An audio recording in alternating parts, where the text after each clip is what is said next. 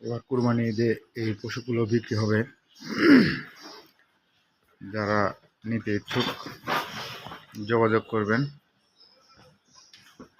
সারগুলা বিক্রি করা হবে।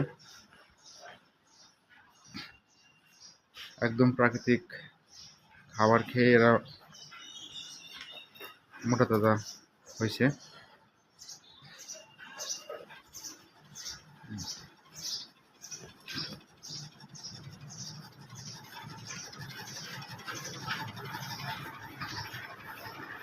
আসসালামু আলাইকুম।